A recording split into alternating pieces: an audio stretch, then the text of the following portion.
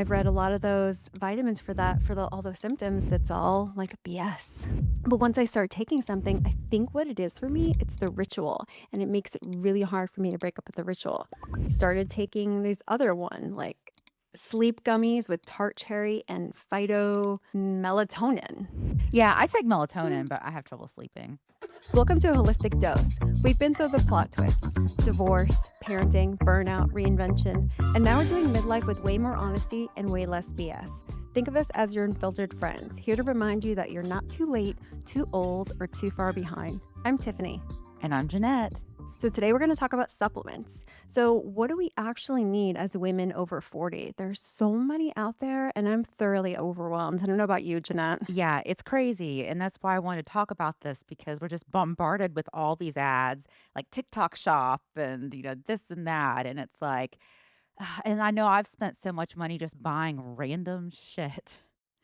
And then you can only take so much, right? But I know people who religiously put collagen in their coffee and do this and that. And it's like, all right, what do we really need to be doing? So we're going to delve into what's important for us to be taking and what maybe doesn't really have the research behind it. I agree. Yeah, I remember thinking back to January, we were on this cruise together and we both went to see an acupuncture doctor and he was great. I really did feel some benefits from that. I did too. Absolutely, with my back specifically. And then it came time to, oh, your body is lacking these minerals and these nutrients. And he talked me into buying this bottle of vitamins, multivitamins for your guts. And I went with it. And it was over $100. I think it was like 120 bucks. Yeah, my appointment was after Tiffany's, and so he tried to sell me the same stuff, and I was like, you know what, my friend Tiffany already got it, so I'm good. Yeah, and then afterwards, I tried to look up the bottle. We were on a Virgin cruise, and I tried to look up the bottle to find out like information about it, if it's really got any, reputation or anything good, bad. And it pretty much just said that it's like a brand that's sold on cruise lines and spas. For sure overpriced. And that's the thing, Absolutely. it's like you can end up spending so much money on all of this, so it's like, what is worth it? Because a lot of it's not cheap. I mean, over $100 for a vitamin is kinda crazy. I should have really like just put myself in check there for a moment and know that my personality is as such that that was requiring you to take it 3 times a day. And I Oh think you had to, gosh. yeah, I think you had to take like 2 capsules each time. I'd never do that. I would never. And I know myself better than that. But I think I was like in the moment and I felt bad. And, I don't know if they had many sales. And I'm like, okay. But I full on knew I wasn't going to take it. I didn't even make it past one full day of dose. So do you still have it? I sure do. Yeah. So what supplements do you actually take?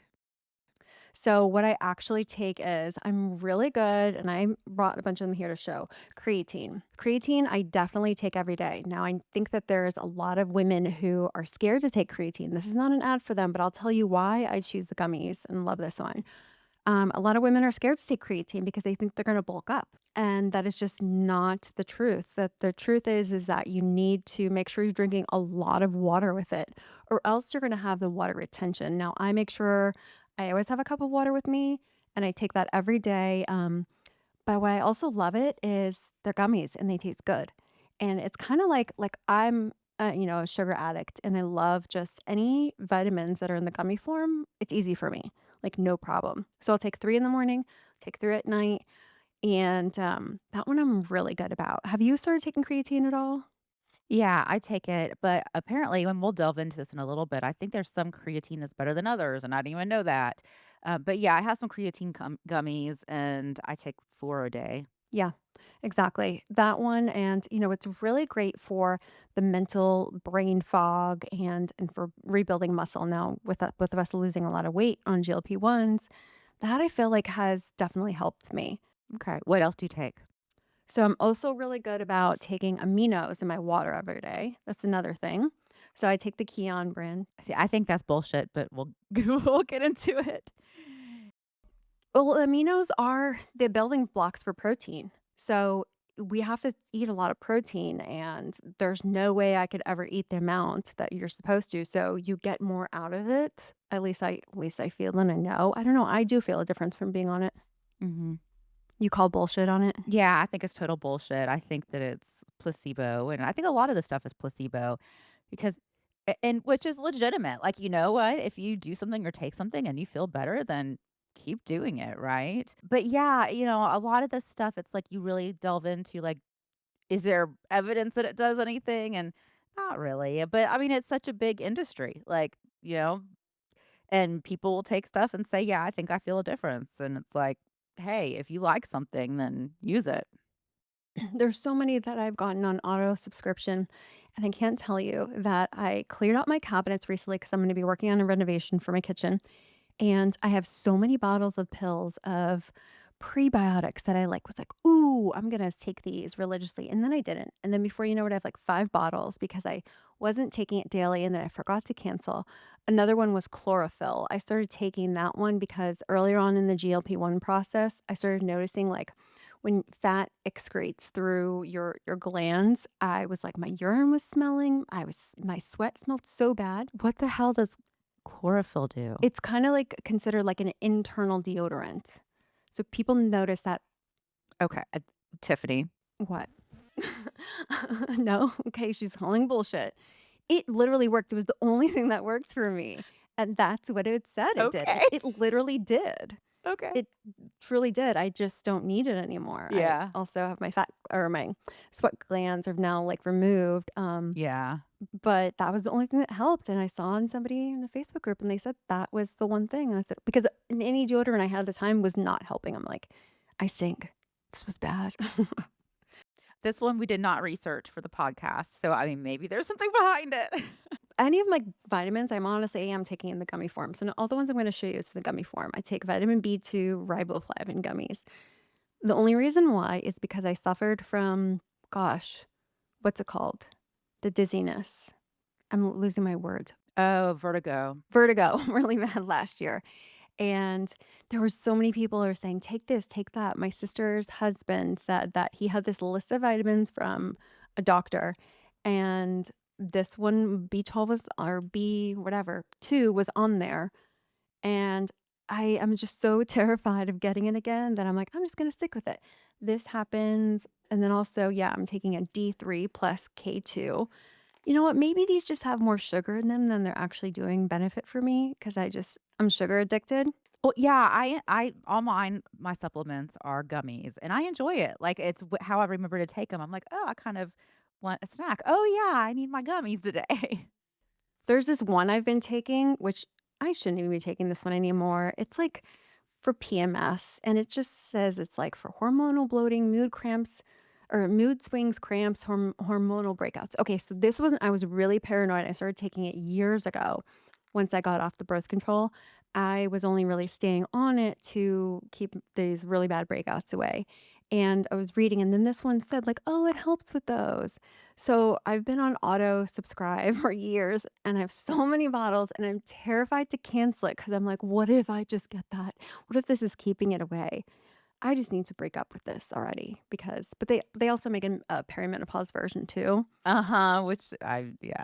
Yeah, and that's the thing. I've read a lot of those vitamins for that, for all those symptoms. It's all like BS. But once I start taking something, I think what it is for me, it's the ritual, and it makes it really hard for me to break up with the ritual. Started Yeah. taking these other one, like, What um, the hell's that? sleep gummies with tart cherry and phytomelatonin. Oh, yeah, I take melatonin, but I have trouble sleeping. Yeah, but, those are mostly it because, again, I have some multivitamins that I can't even remember to take. I got some Flintstone multivitamins for Gabby, and then she wasn't taking them, so I'm like, "Okay, I'll just take it because I think that's what the one you said you take, right? I did for a long time, and so for me, like, I had gastric bypass, and that leads to malabsorption, so you actually are supposed to take a ton of different vitamins, like, I all day long, like, some in the morning, some of them, like some are 3 times a day. Even now that you're far past it?" Yes, although I don't because I get tested for every year, and I very rarely have a deficiency in anything. So, I've stopped doing it because I just like, my levels are all fine. But I take a multivitamin though, and I think that's, like, very important for me because of the gastric bypass. And then what else have I been taking? I think re Like calcium, I just can't remember to take unless it's like in a gummy form. I just need to go and order more. well, then some of the stuff, it's like you can't take it at the same time as others. So, I think you're not and I could be wrong on this, I think you're not supposed to take calcium with iron. And so, like, I would after gastric bypass, you'd have to take one in the morning and then one, like, a couple hours later, and it was a lot.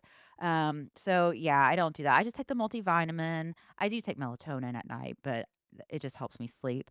And then I've been taking magnesium, and that's because I have so many different forms of them, just whether or not I remember to take them. yes, and so I did a little research on it, and I wanted the one that could help with brain fog, and the one that I have. Is it like the Yes, L-threonate? the Okay. L-theanate, and I think there's another one in it too, or maybe it's the same one that they say take at night because it can help you sleep. So I was like, "Okay, I'll take that too." And then I did start taking creatine. I didn't realize because I don't work out even though I need to be. I thought it was like, helps maximize your working out, but apparently it can actually help with muscle loss. So, yeah, I just take my multivitamin, creatine, magnesium, and then my melatonin just And you are taking an iron supplement? So I end up being oh, you're not? no. I am a little, always low on iron. Oh, are you? Yeah, and I don't eat enough red meat, so that is one that I need to take, but it's one of those things that it's like, it's hard for me to find in a form that I'll remember to take, because it's not in those, like, gummies or the chewables usually. I did find, after we talked about it the other day, how I am often low on vitamin D. I was going through my bathroom and found like I've ordered myself vitamin D, but I found some vitamin D and it's also K gummies, and so I did start taking those too. But really, like, the bottom line is, we had our researcher, like, delve into all this, and the bottom line is get tested for what you're deficient in. Like, the reality, and it's not, the sexy thing, it's we should be getting everything that we need through what we're eating. Yeah. And it's like if you're eating the different colors and you're eating, fiber is you have a well-balanced diet, you should be fine. But and then if you get tested and have a deficiency, that's when you need to supplement. So for me, I need to be doing that vitamin D. And in the past I've been low on B12.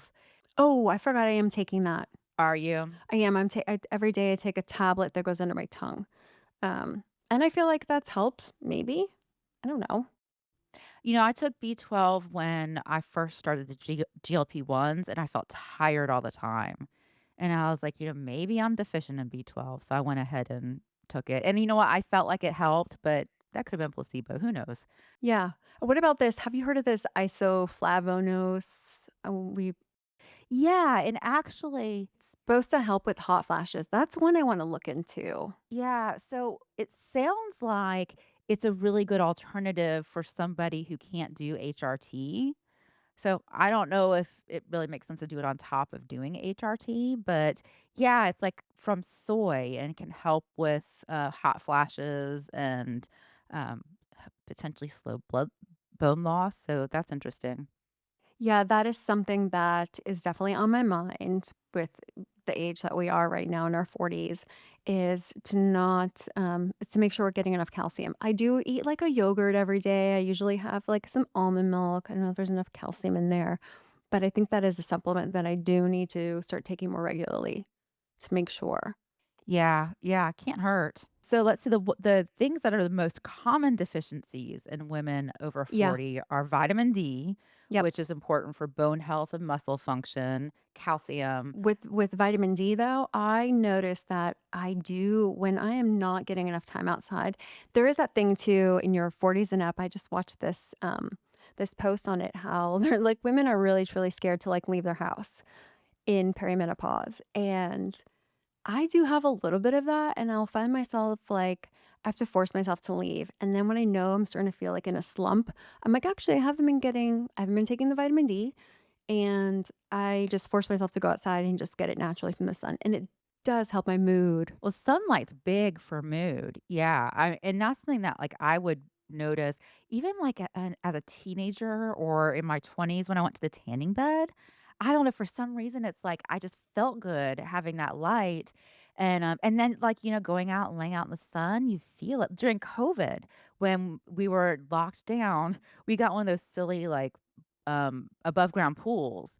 And I mean, I was in a bad place at that point, just like mentally, but I would go outside and I'd float around, and I'd close my eyes and get sun and would feel a lot better. And some people even do like you can buy a light. I mean, and this is very science backed. Like, it helps depression. So it's a really great way to just turn on your light for, like, I think it's like 20 minutes a day.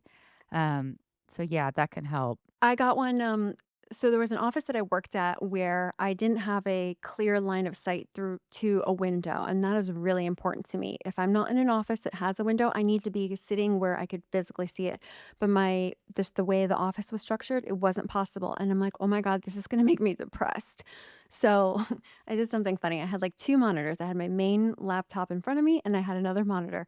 And I put that light, the one that makes it feels like it's sunlight, behind the monitor, and on that other supplement monitor, I put a picture of the beach. So it made it feel like there was sun, like there was a window, like a fake window coming beside me. It actually did work.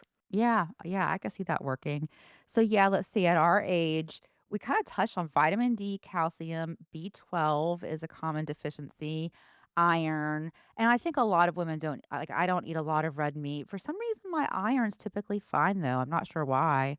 And then magnesium. So that can be low as well. So, hopefully everybody's getting a yearly physical and getting that checked and then supplementing if needed. And then, then there's some supplements where even if you're not low, you can add, like, with the creatine and all the things we talked about. Um, let's see. So another one is, creatine monohydrate. I need to check and make sure that's the one I'm taking. I didn't even know there were different types. Yes. Well, and then you want to make sure it's with, everyone says like Creapure. So yeah, mine is creatine monohydrate. And it's got 4.5 grams. And that is the one so the monohydrate that comes from the Creapure. Oh, and then another one's omega 3s, which are really great for our brain and antioxidant effects. But I probably should take omega 3s. It's best to get it through your food, but the best source is fish, and I don't eat fish. Yes. Yes. And I don't like making fish at home. It's just too fishy, especially because I have a condo. I used to have some vitamins of those that you can get like the no fish burps because I do have that issue where you eat it and then all of a sudden it's like coming up and you're like, why does it taste like I'm eating fish? Yeah, when Logan was diagnosed with ADHD, I do think there's some research behind fish oil and ADHD. And his doctor actually said, in addition to taking his ADHD med, to take this like omega 3 fish oil, and he wouldn't do it. Like, I tried, and I mean, it tasted nasty, and yeah, I think gave fish burps. And Yeah, there are ones, I think they usually just cost a little bit more, but it's worth it. That's going to make me go and stock up. I think the most important thing is for me with vitamins and just like with anything, before you go in and just dive and spend all this money, think about realistically, like, what is your behavior patterns like? For example, me, I should have known better that I'm not going to be taking some vitamins 3 times a day. That's just not me. It's not worth it. And these get so costly. I think I also find myself whenever I'm in CVS and there's like these BOGO sales, I'll go and like buy and stock up. That's a good thing, like when you're gonna buy the ones that you're actually gonna take, but not when you're like, oh, I just need to stock up for no good reason. something I bought that I never used was the collagen. And, we heard so much about that collagen, collagen, collagen. So I finally was like, all right, I need to buy collagen. And I did research it a little bit. It might, like, there's a little bit of evidence that maybe it's good for skin. But it's not like overwhelming evidence that's like, oh, this is some kind of game changers. And I just couldn't get into the routine of, it's just the powder and, like, what do you put it in, and I don't do it anymore. That makes me think about, which I just tried to quickly look up about how, I think it came out was like this year. You know, the AG1 greens, the green powder that people, it's like so popular. They're basically saying like, oh, it really just doesn't deliver what it says it does. It's like, who can you believe anymore? Truly. Like, what can you believe? Yeah. Well, and that's why it's like I kind of research and say, okay, where have there been like peer reviewed studies? And even the collagen stuff, I think the one study that was like, oh, this really helps was backed by the manufacturer. And so it's like there's a difference between the manufacturer doing their own study or, an independent university doing a study that's peer reviewed. Most likely, simply like microneedling, doing things like that will do Yeah. better for your skin. For sure. And sunscreen, like wear sunscreen, use retinoids. Yeah. Exactly. We're going to talk about this more in some future episodes, but I am taking a bunch of peptides and I feel better than ever, mostly from those. And I'm seeing more results with my skin just from taking like the Clo combo, where it's like the GHKCU, the KPV, the TB500, and what is it? BPC 157. That has been like amazing. The TB 157 and the whatever, the 500 that together is they call it like the Wolverine stack, and I think I talked about this in another episode before where, I had been doing some heavy lifting and moving things around, a lot of squats and lunges, and my back would have normally been out of sorts, and because I was on it, didn't hurt at all. So, a lot of those peptides, which again we'll talk about in some future episodes, those I'm seeing a lot of great benefits because it's things that your body made naturally. A lot of when you were younger, and now those are depleted as we get older. It's interesting because like peptides are such a new area that with a lot of it, there really aren't like tests to see, are you low on stuff? And it really is emerging and it's like kind of anecdotal evidence. But so many people are saying, hey, can tell a difference. I feel a difference. And it's like scientifically, it makes sense as to why people would. So it'll be interesting to see as like more information comes out. Cause like there's not, research on what exact dose is the best. So a lot of it's just like kind of just trying it and figuring it out. Agree. I'm planning on looking through my pictures of myself from a couple months ago because I swear that my skin is looking better. And yes, I've been more diligent about my wrinkle creams and stuff like that. But again, I think a lot of those are also kind of BS too. And I think it has a lot to do with this peptide, honestly, that I'm seeing a big difference from. Yeah. And, like you brought up protein. That's something that a lot of people may want to, add protein powder. That's always been a struggle for me. Like, I'm not a big meat eater.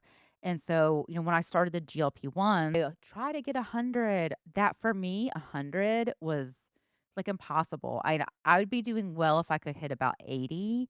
And that was with me like tracking everything and, buying like protein granola and, like everything, having added protein to it. But yeah, especially, at our age with like losing muscle and it's important to make sure we're getting enough protein.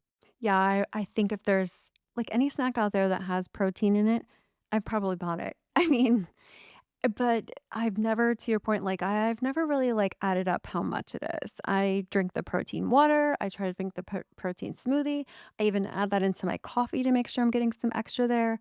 I still don't think it's nearly enough. You don't think so? I'd be interested in adding it up because I do think a lot of people kind of over protein, like Yeah, you get so obsessed with it. If you're eating like, eggs at breakfast and then adding protein powder to stuff and protein water, protein this, that, like I have a feeling some people are just eating so much that it's not even beneficial at that point. absolutely. I know with mine, I'm definitely not because I still I'm doing, like, these girl dinners or girl lunches or skipping stuff, so I have all this stuff. If I actually followed through, with all of them in one day, yeah, then I'd probably be way over, but it's definitely not the case. And then of course there's a lot of research behind HRT, which is all interesting. I think we might have we're going to do another episode on Yeah, that, aren't definitely. we? Yep, Yeah, coming up. but it was interesting because back, I don't know, decades ago, or I don't know how long ago, there was some faulty research that made like our mom's generation not go on HRT. And it turns out that that is actually incorrect information and it's very beneficial. So really it almost seems like any perimenopausal woman probably wants to be on HRT because it's helpful with cognition and muscle loss and energy and all that stuff. Extra weight in the stomach, everything. Just, it's like feeling like yourself again. And I hate saying that line because it's like as if you weren't good before, you're not good now or whatever, but just feeling off, right? Yeah. And even like I feel like I'm in a little bit of a slump now. And I feel like that's happening more often. And I have to like pull myself out of it than years ago. It wouldn't be as much. So it can just, linger a little bit more. I think before we wrap. We have some that are popular and, are not helpful. So, like red clover, have you heard of red clover No. being in some supplements? And then, black cohosh, Cohosh, have you seen that? Like, there's some things that are just consistently marketed that have absolutely no evidence that it works. A lot of the supplements that are marketed for, like, perimenopause, menopause are just made up, that basically you just need to get what you really need through healthy eating. A couple that I looked up, so I looked up the collagen and that it's like, kind of maybe a little bit. I looked up probiotics. And what I found on probiotics is like the evidence there is more like it's helpful if you have an issue. Like a healthy person, like you're not going to get really anything out of adding it. But if you have like irritable bowel syndrome, or the other one is like if you've been taking antibiotics, and sometimes it can like give you diarrhea, and that if you're having an issue that the probiotics can be helpful. And the other one I looked up was biotin because I remember that was huge. Like, oh, you want strong hair and nails, take biotin. And that really is like, unless you have a deficiency and your nails are brittle and breaking, like for a person who doesn't have a deficiency, there's no real evidence that it's gonna help. And so, don't over supplement especially if it's like you're stressed about it or you don't have the money to be spending on, extra things. Don't feel like you really need to be doing these things. Really just pay attention to what you're eating, add in a supplement if you're deficient. And then if you want to add other things, just be careful because there are some things that you can actually get sick if you take too much of. Like I guess some of the vitamins and supplements, if there's too much, you just pee it out, and others you can actually get sick. So you need to make sure you're not eating too much of it. Like too much vitamin D can raise your calcium levels. So things are going to like offset the other. Yeah, and that can I think too much calcium can hurt your heart and your kidneys and really mess things up. Have you ever heard, I think a doctor told me this once, like just instead of just like the normal multivitamin, just to take a prenatal vitamin, it kind of covers like everything. Yeah, because once you look at it, like, okay, you're talking about cost, right? So I have like one bottle here, two, three, four, five, six, seven. And at first you're like, oh, it's like only like 29.99 or $35 or 45. And then you add up and you multiply it times how many? It's a lot of money. With this creatine that I'm taking, with it being 4 gummies, it actually doesn't last long, and then my son's on it because he's, like, actually, he's 15, about to turn 16, wanting to build muscle, and so, like, it's not cheap for both of us to be taking creatine. Yeah, it is. I think again, like most important thing is consult your doctor, of course, because we are not your doctor. We're just sharing our own personal experiences here, but go get your blood work done, see where your levels are at. Yeah, if you're And low on something, you need to be supplementing with it. exactly. But just otherwise, then most of it is marketing. And the fact that all of these other, like you mentioned, those other vitamins that are mentioned to perimenopause, it's because like everyone's talking about perimenopause now. So it's a marketing avenue to get you to buy more and don't fall for it. Which works on Tiffany. It works on me. So if you have anything you ever want to market to me, please send it to me because I'll be buying it up. Anyhow, but we've enjoyed this conversation with you all, and make sure you keep listening on Apple Podcasts, Spotify, or anywhere else you like listening to podcasts. And follow us along on social media at A Holistic Dose on Instagram, TikTok, and YouTube. And visit our website at aholisticdose.com. Thanks for hanging out with us. We'll be back next week with more unfiltered friend talk right here on A Holistic Dose. Bye. Bye.